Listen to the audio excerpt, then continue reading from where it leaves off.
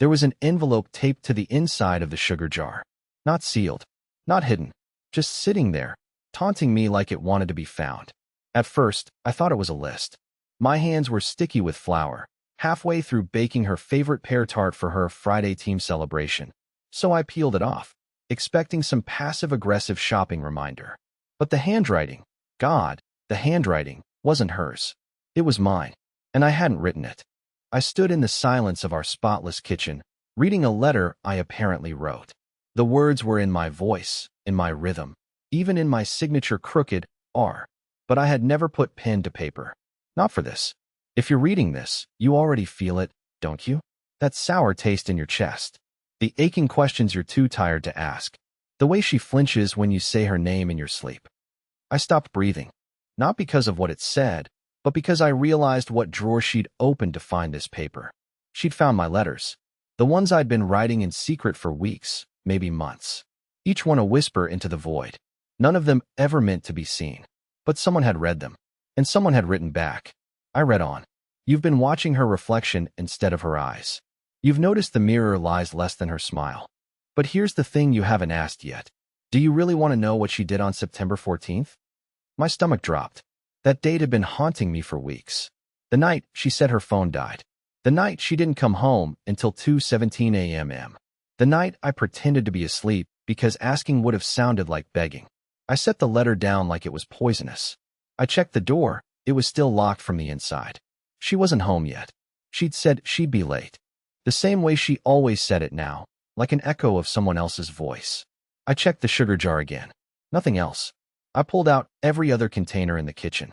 Flour, pasta, tea tins, cereal boxes, empty. But then, in the freezer, tucked behind the frozen peas, a second envelope. This one was sealed. On the front, it said only, "Open this when you stop lying to yourself." I didn't open it. Not yet. Because somehow, I already knew what was inside. And I knew it was going to wreck me. I didn't sleep that night. Not even for a minute. I just sat at the kitchen table, staring at that second envelope, as if it might breathe, or blink, or confess something if I looked long enough. The air felt heavy, like it carried a heartbeat of its own. Every creak in the house sounded deliberate, rehearsed. I kept telling myself it was paranoia, that maybe this was some kind of prank, or a twisted coincidence. But the handwriting, mine, yet not mine, wouldn't leave my mind. When she came home around midnight, the first thing I noticed was her scent. Not the usual vanilla and cedarwood perfume she wore, but something sharper, like hotel soap mixed with someone else's cologne. She kissed me on the cheek and whispered, "You're still up?" Her tone was soft, distracted. The same tone people use when talking to a neighbor's dog, not a husband. I said I couldn't sleep. She smiled faintly and went straight to the bathroom. The door locked. The water started running. And then I heard her humming again. That same quiet, nervous tune she always did when she thought no one was listening. I reached for the freezer. My hands shook so badly I nearly dropped it. I ripped open the envelope. Inside, there wasn't a letter this time, just a single photo, printed from a phone camera. The image was grainy but unmistakable. She was standing in a hotel hallway, same dress she wore last weekend, smiling into the camera. And behind her, blurry but visible in the mirror's reflection, was a man adjusting his tie. My vision blurred for a second.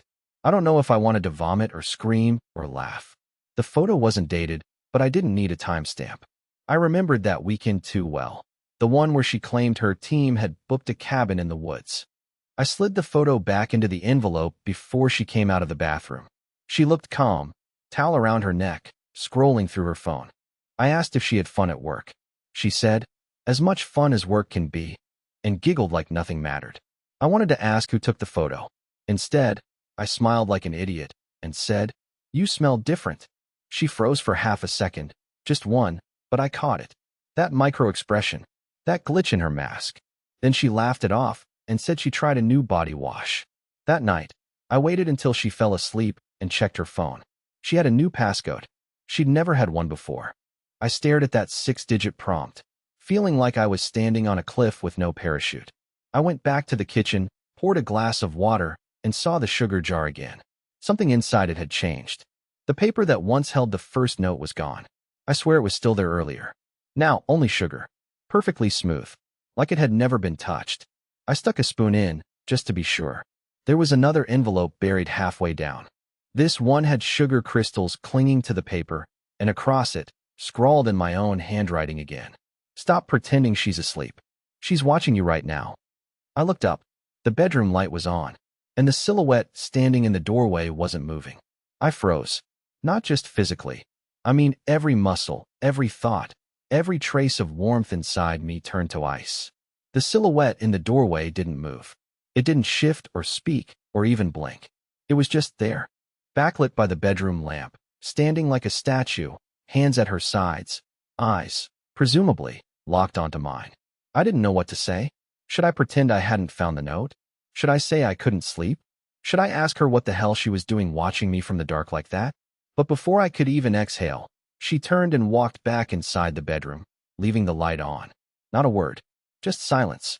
It was the silence that got me. The silence said more than any fight ever could. I didn't go to bed.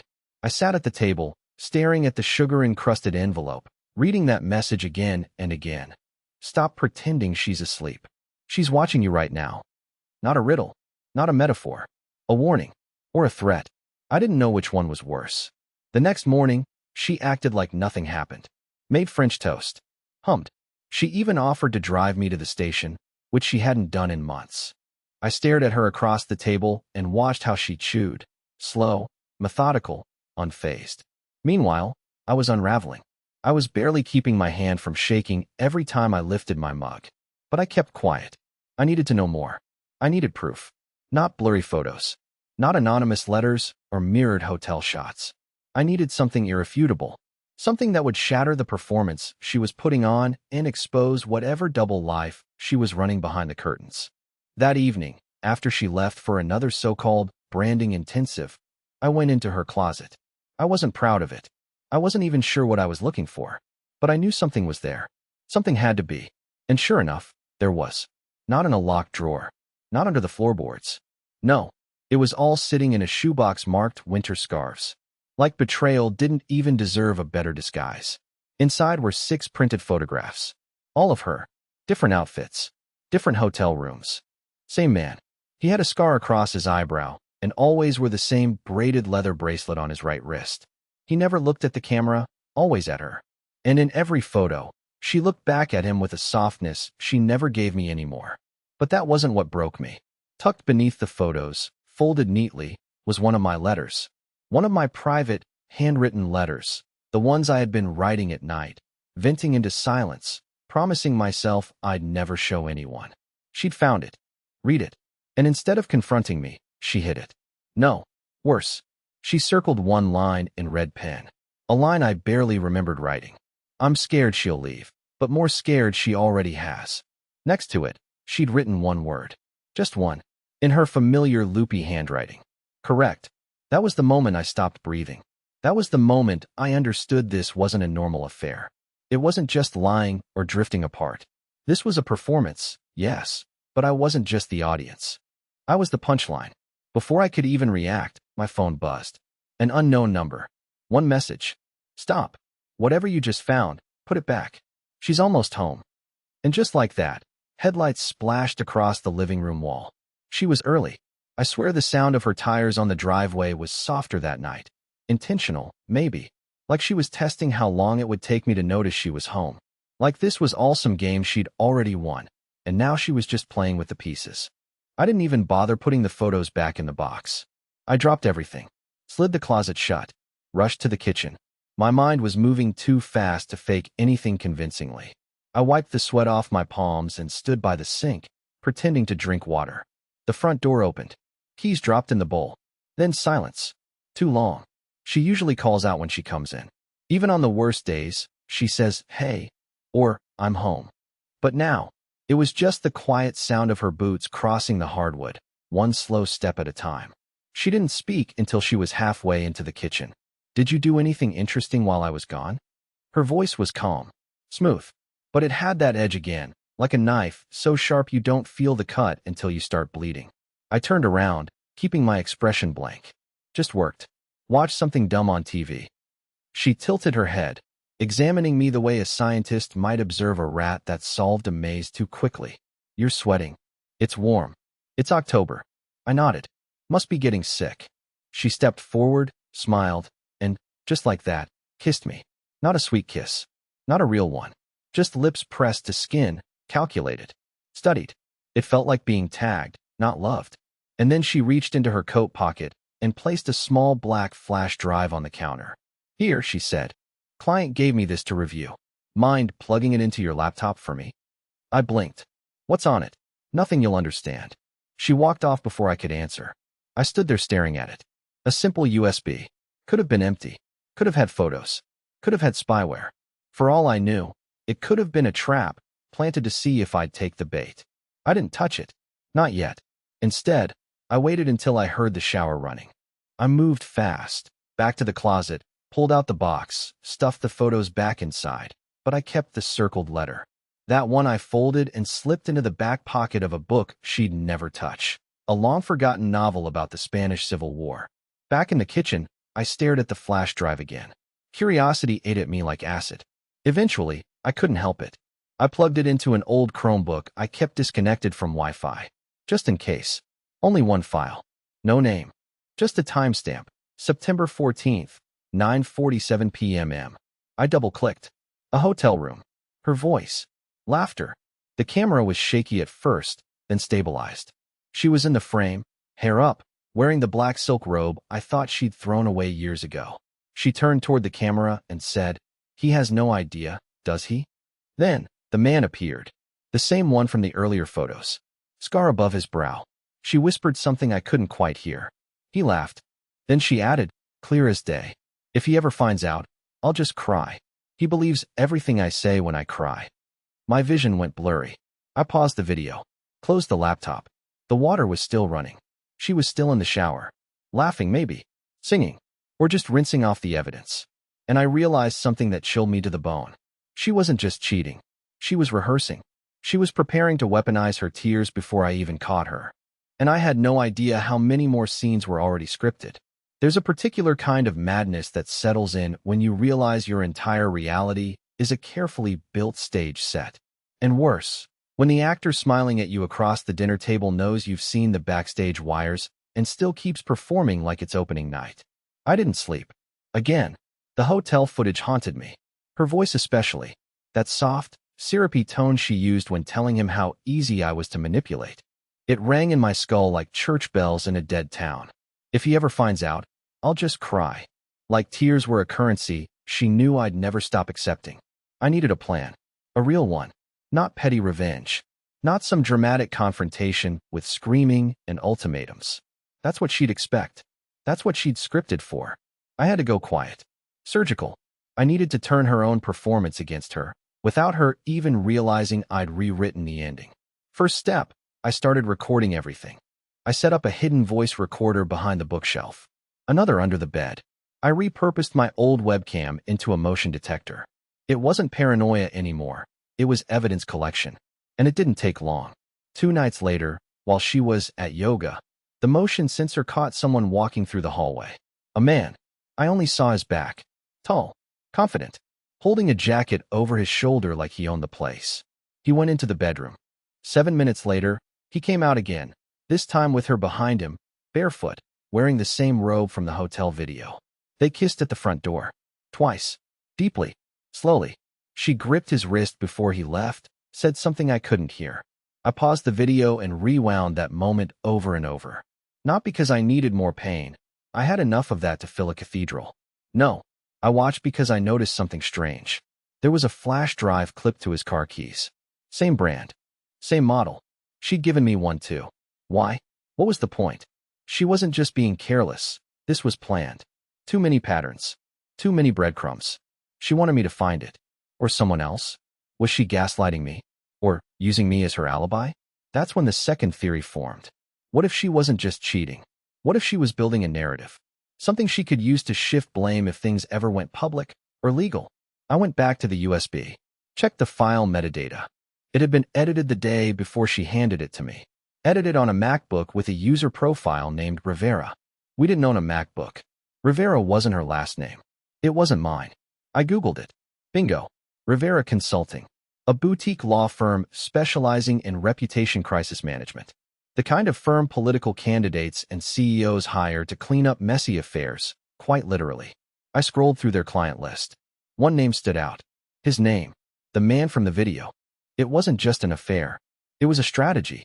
And I was the liability. I slammed the laptop shut and sat in the dark, trying to process the avalanche of betrayal collapsing over me. My wife was sleeping with a public figure. Someone important enough to have lawyers on retainer. She was playing both sides. If this exploded, she'd get paid. If it stayed quiet, she'd keep pretending. And me? I was the husband she needed to look broken in court, just in case. I didn't know what scared me more, her infidelity or her foresight. The next morning, she left her phone on the counter while showering. A mistake. First one in weeks. I picked it up, not to snoop, but to confirm something. Her email app was open. A draft message sat unsent. It read, "I think he suspects. Might need to push the mental health angle soon. He's unraveling faster than expected." It wasn't addressed to anyone. It didn't have to be. I wasn't just her husband anymore. I was her cover story.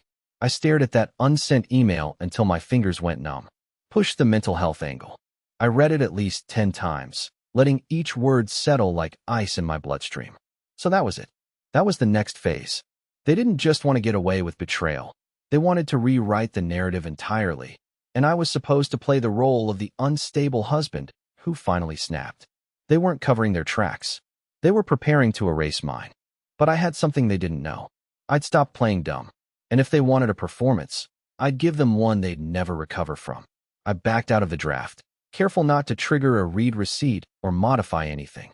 I didn't forward it. I didn't screenshot. No, that would be traceable. Instead, I memorized it, word for word. I placed the phone back where I found it, camera lens facing down just as she'd left it, and left the room. That night, I said nothing. I cooked dinner, her favorite even. Seared salmon, lemon risotto, the works. She acted surprised, but pleased, even kissed me with a little more enthusiasm than usual. Guilt? Or just practice? I didn't care anymore. "You've been different lately," she said softly while swirling her wine. In a good way. Quieter. Calmer. "Trying to be more mindful," I replied. "You know, less reactive. More present." She smiled. "That's good. That's really good." Her eyes searched mine, but I gave her nothing. No cracks. No tremors. I was rehearsing, too now?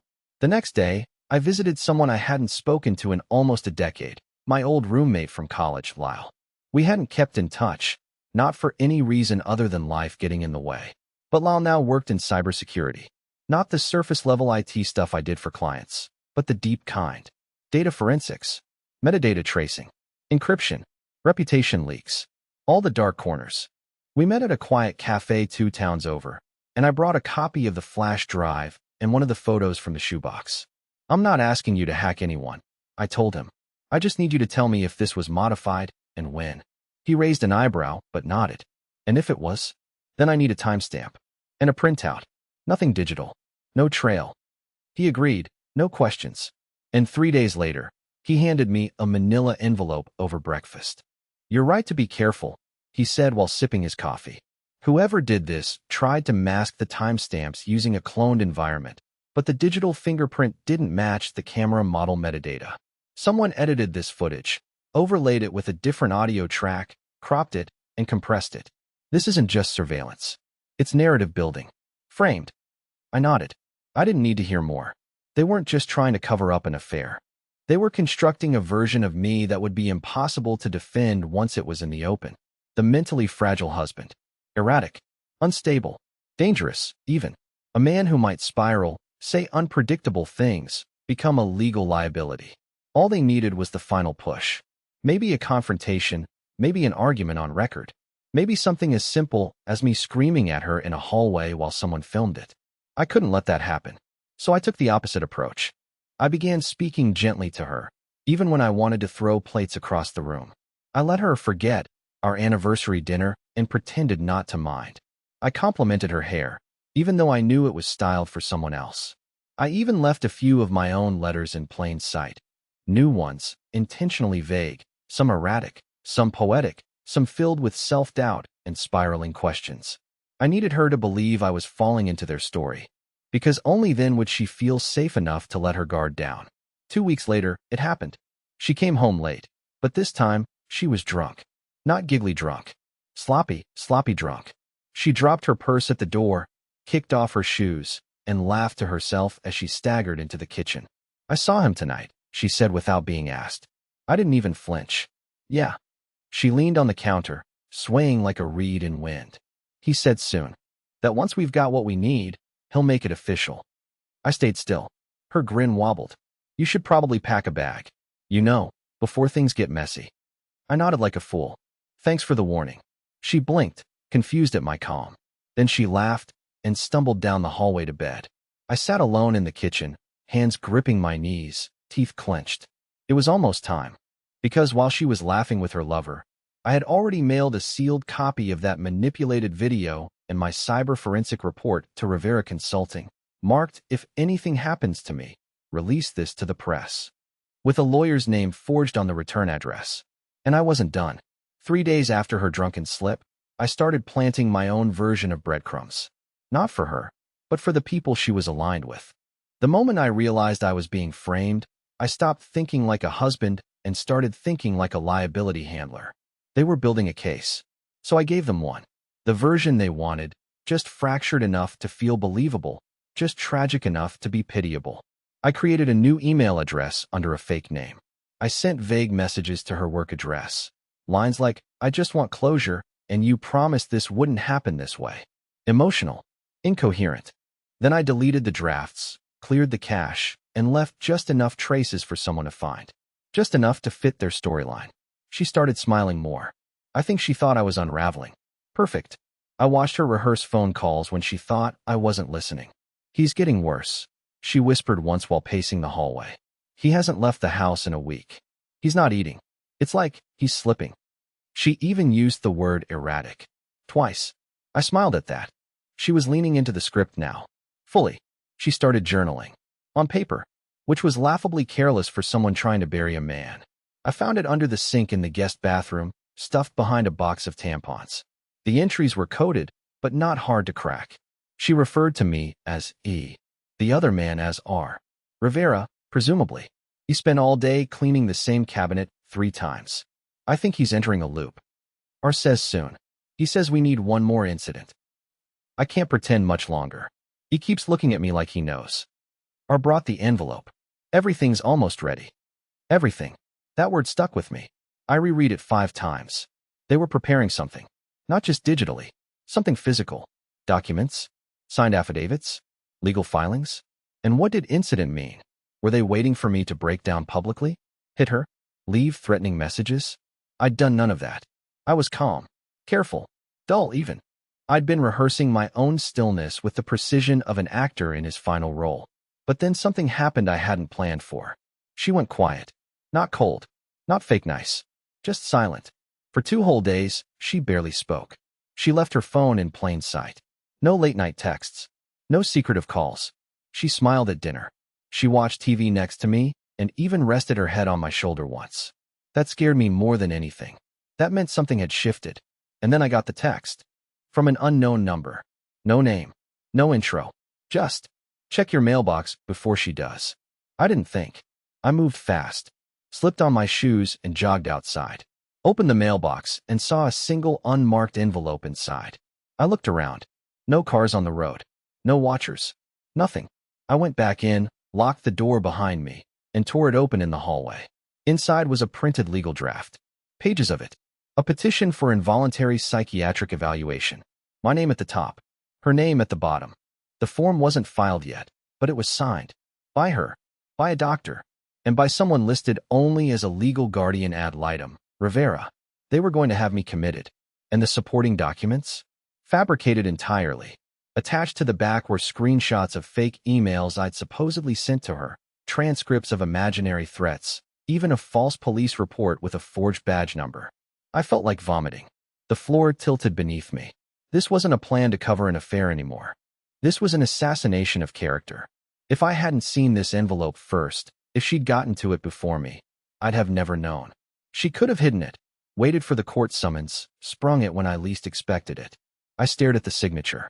Hers. Loopy, casual, like she was signing a birthday card. She was going to bury me. and she would have smiled at the funeral. I didn't cry. I didn't panic. I walked straight into the bedroom, opened the closet, and retrieved the locked case I'd hidden weeks ago behind the false wall panel. Inside were the backups of every photo, every video, every recording, and the forensic report from Lyle. I added the forged petition to the pile. Then I wrote my final letter. But this time, I didn't write it to her. I addressed it to Rivera. I have the original timestamps. I have the recovered audio.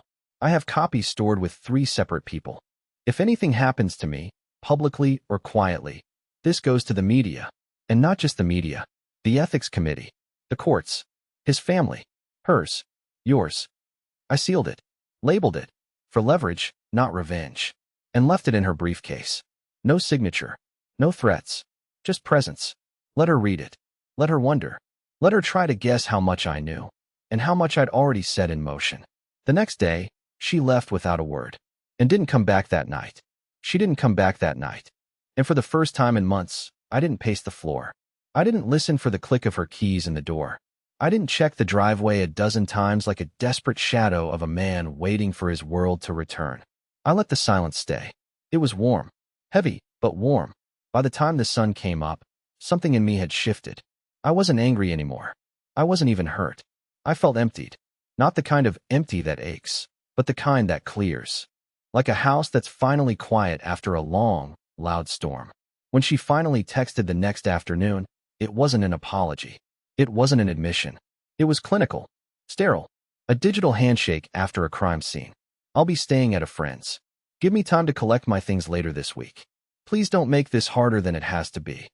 I stared at the message, reread it once, and then deleted it. Not to erase it, but to reclaim the part of me that had been living under her thumb. I didn't respond. I called my lawyer. Not Rivera. Mine. A real one. Trustworthy. She'd been referred by a coworker and didn't blink twice when I laid out the situation. I handed her everything. The photos, the recordings, the forged documents, the journal entries, and the evidence that the psychiatric evaluation was fake. She was silent for a long time after reviewing it all. You realize how close you were, right? She asked. They were going to wipe you out. Not just financially. Socially. Legally. I know, I said quietly. You want to press charges? I thought about it. Every instinct in me screamed yes. But then I remembered what it felt like the moment I stopped chasing answers. How clear the air had felt. No, I replied. I just want out. Officially. Completely. We filed the divorce within a week. No contest. My attorney sent a single message to Rivera's office. A brief summary of the evidence I'd gathered and a very polite warning. No threats. No media. Just facts. The next day, I got an email. We have no interest in escalating this situation. Our client will comply fully. You'll receive her signature shortly. That was it. No war. No courtroom drama. No public fallout. Just surrender. And for once, I didn't feel like a victim. I felt finished. Whole. Free. It's been 4 months now. I moved out of the house. Got a small place closer to the river, quiet and old but sunlit. I adopted a dog. Walter, a clumsy greyhound who trips over his own legs and loves stealing socks. I stopped writing letters to ghosts and started journaling for myself. Not to vent, but to remember. To rebuild. And one evening, while walking Walter through the park, I passed by a couple holding hands. The man laughed.